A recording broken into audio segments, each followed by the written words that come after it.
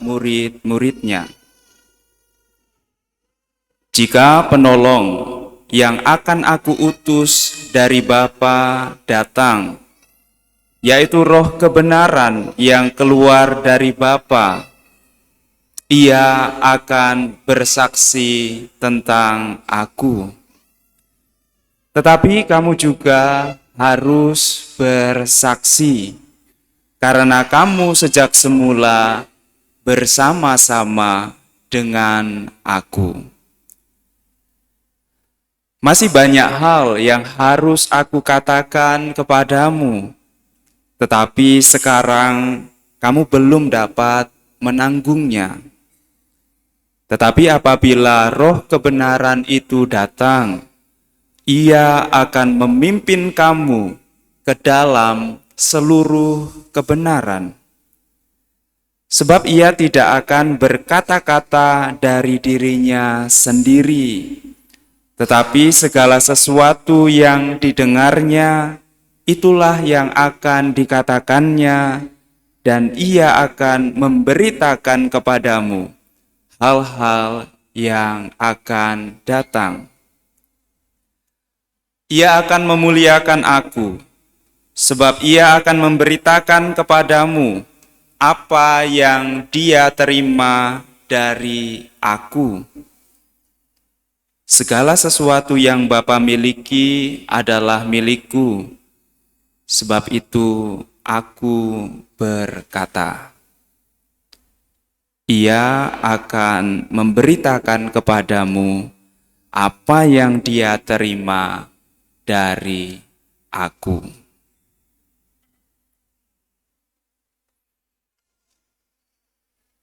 Demikianlah sabda Tuhan.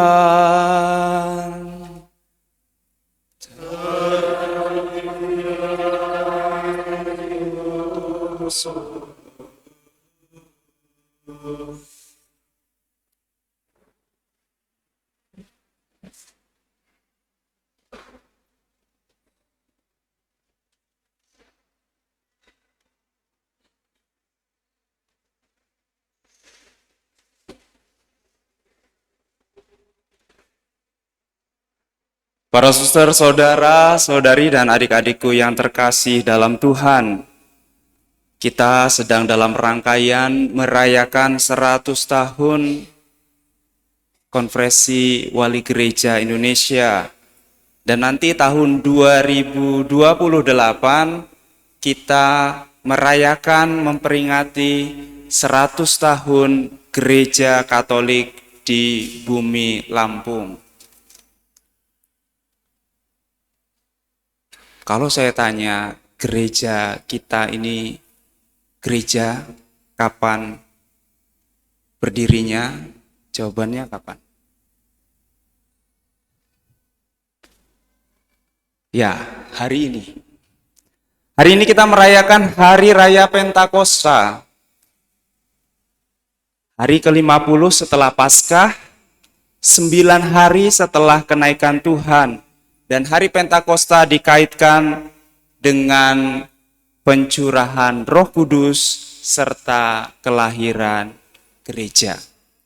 Maka ketika Hari Raya Pentakosta, gereja saat itu juga lahir. Sudah ada yang mengucapkan? Ya. Happy birthday to you. Nah, kalau nggak ada yang mengucapkan, saya yang mengucapkan happy birthday to you. Sayang Iljung Hamida, sayang Iljung Hamida. Sugeng ambal warso, sugeng ambal warso. Selamat ulang tahun, selamat ulang tahun, selamat ulang tahun gereja. Selamat ulang tahun. Ya, ketika hari Pentakosta, saat itulah gereja lahir. Dan pada 2018, Paus Fransiskus semakin menegaskan bahwa Pentakosta menjadi hari lahirnya gereja dengan menetapkan setiap hari Senin setelah Pentakosta ialah peringatan wajib Santa Perawan Maria, Bunda Gereja. Setelah gereja lahir, kita juga merayakan bundanya sebagai bunda kita. Mengapa ketika pencurahan Roh Kudus pada hari Pentakosta menjadi lahirnya gereja? Dalam Injil Lukas 3:21-22, kita bisa melihat, mendengar, menyaksikan bahwa pelayanan Yesus dimulai ketika ia menerima Roh Kudus turun atas dirinya setelah baptisan di sungai Yordan. Inilah anak yang kukasihi, kepadanya aku berkenan. Setelah pembaptisan Yohanes, Yesus memulai karyanya. Maka para suster, saudara-saudari dan adik-adikku yang terkasih, hal yang sama juga terjadi dengan pelayanan gereja. Siapa itu gereja? Kita semua. Maka ketika kita dibaptis, kita dicurahi Roh Kudus, dan saat itu juga kita menerima tanggung jawab untuk pelayanan sebagai imam, sebagai nabi, dan sebagai gembala atau raja. Bukan hanya tugas saya, para romo, para uskup, tetapi tugas kita semua.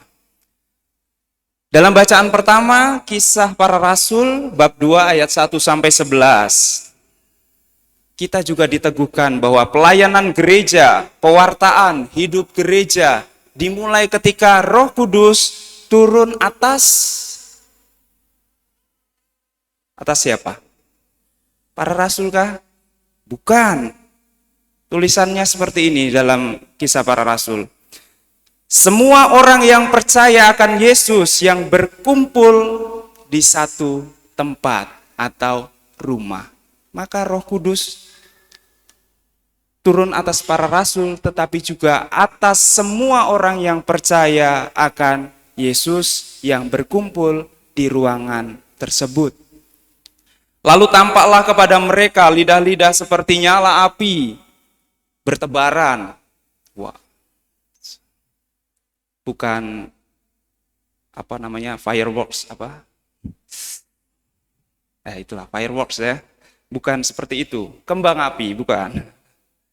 Dan hingga pada mereka masing-masing, maka penuhlah mereka dengan Roh Kudus. Siapa? Semua orang yang percaya akan Yesus yang berkumpul dalam namanya. Berarti kita semua. Memang para rasul memiliki tugas pelayanan khusus. Ia dipisahkan, tetapi semua orang yang percaya pada Yesus dicurahi Roh Kudus. Maka penuhlah mereka dengan Roh Kudus, lalu mereka berkata-kata dalam bahasa lain. Ketika saya tadi nyanyi pakai bahasa Korea, walaupun tidak tahu bahasa Korea, tapi tahu kan itu lagu Selamat Ulang Tahun? Mungkin ya seperti itu. Sering orang berpikir dan fokus pada berbahasa lainnya. Tetapi saya secara pribadi merefleksikan, bukan di situ fokusnya. Bukan berbahasa-bahasa lainnya, bukan. Tetapi intinya ialah keterangan setelahnya. Mereka mulai berkata-kata. Keterangan tambahannya dalam bahasa lain, tetapi ini intinya. Yang pertama, mereka berkata-kata seperti yang diilhamkan oleh Roh kepada mereka untuk dikatakan. Mereka hanya mengatakan kebenaran, apa yang diilhamkan oleh Roh Kudus. Lalu yang kedua, kata-kata itu dimengerti oleh orang yang mendengar. Maka kalau kita berkata-kata tetapi orang lain tidak mengerti, tidak sampai pada orang menyadari bahwa Allah telah melakukan perbuatan-perbuatan besar untuk manusia dalam diri Yesus putranya, maka kata-kata kita tidak berguna apapun. Maka kata-kata roh itu dua hal. ditunjukkan, diilhamkan oleh Roh, dan yang kedua itu dimengerti. Tidak boleh hanya salah satunya. Maka dalam Injil kita mendengarkan, diyakinkan bahwa Roh yang dijanjikan Yesus dalam amanat perpisahannya yang ia sebut sebagai penghibur dan Roh kebenaran, itulah yang turun atas gereja, atas semua orang yang percaya pada Kristus. Dan karena Roh itu, kita, gereja, dimampukan untuk berdiri, untuk hidup, untuk melayani, untuk mewartakan kebenaran. Yang intinya ialah Allah telah menyelamatkan kita melalui putranya yang terkasih, Tuhan kita Yesus Kristus. Para suster dan saudara-saudari serta adik-adikku yang terkasih. Kemudian dalam bacaan kedua, inilah tandanya kamu telah menerima Roh dan kamu hidup oleh Roh. Inilah tandanya gerejamu telah menerima Roh Kudus dan hidup oleh Roh Kudus. Yang pertama, ada kasih, rela berkorban dan mau memberi. Yang kedua, ada sukacita, tidak tergantung mood. Kalau lagi mood, gereja, kalau tidak, ya tidak tahu. Yang ketiga ada damai sejahtera. Artinya apa? Selalu positif thinking. Maka kita memperoleh damai itu. Yang keempat ada kesabaran. Tetap tenang dalam keadaan tidak enak sekalipun. Yang kelima ada kemurahan, mercy, mampu mengampuni. Yang keenam ada kebaikan. Lihatlah salib itu, tanda plus. Maka kita yang hidup dalam tanda salib, hidupnya harus senantiasa plus. Yang ketujuh ada kesetiaan, bukan karena terpaksa, tetapi dengan kesadaran diri. Yang kedelapan ada kelemah lembutan, tidak kasar. Yang kesembilan penguasaan diri, tidak terbawa emosi. Kalau guru saya, dosen saya, mengingatnya ini seperti ini, dia bilang, "Frater, hidup dalam Roh itu mengingatnya seperti ini. Lojo pepa, kain gope, gentle control." Apa itu, Romo? Lo, love. Jo, joyful. P, peace. Pa, passion. Kain, kindness. Go, goodness. Faithfulness, gentleness, and self-control. Lojo pepa, kain gove, gentle control. Dan inilah tandanya Roh Kudus yang diam di dalam diri kita, tetapi kita singkirkan, kita asingkan, yaitu kalau kita hidup dengan keinginan daging. Ada 3 kategori. Yang pertama, keinginan daging yang berkaitan dengan diri sendiri. Percabulan, kecemaran, hawa, nafsu. Lalu yang kedua,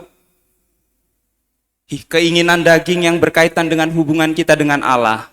Penyembahan berhala, dan sihir. Ada seorang Romo mengirimkan WA kepada saya. Mungkin ini penyembahan berhala zaman ini. Jadi ketika misa, ada umat, salah satu umat, kemudian di tempat menaruh puji syukur itu, ya, ditaruh HP dan dia nonton Netflix atau drakor atau apa, tidak tahu. Nah, tapi saya rasa umat di Ratu Damai tidak ada ya, aman. Kemudian sihir zaman sekarang apa, Pak? Judi online. Itu juga orang percaya pada sihir. Tidak berusaha, tidak modal apa-apa, tapi pingin sesuatu yang melimpah. Judi online. Manipulasi sosmed. Sekarang kalau tidak pakai mode cantik kayaknya agak susah, agak tidak mau orang foto. Harus pakai mode cantik dulu. Kalau saya tidak mau di sini ada jerawat biarin aja. Yang penting saya tidak mau pakai sihir media sosial. Lalu juga hubungan kita dengan sesama, keinginan daging itu, perseteruan, perselisihan, amarah, iri hati, mementingkan diri sendiri, roh pemecah, kedengkian, kemabukan, pesta pora, dan sebagainya. Sebagainya apa? Inilah kata Paus Fransiskus dalam Evangelii Gaudium. Resiko yang dihadapi gereja zaman sekarang. Konsumerisme, rakus, tamak, tidak puas, maunya shopping. Coba lihat di HP-nya, Shopee-nya di keranjangnya sudah berapa itu waiting list-nya, tidak di check out. Hanya mengikuti hawa nafsu. Belilah yang dibutuhkan. Kalau bisa malah membantu orang lain. Itu sifat konsumerisme, hidup dalam daging. Kemudian eksklusif, tidak mau bergaul dengan orang lain, tertutup, tidak peduli. Dan juga penuh kedengkian. Semuanya aku, dendam, sakit, tidak mau mengampuni.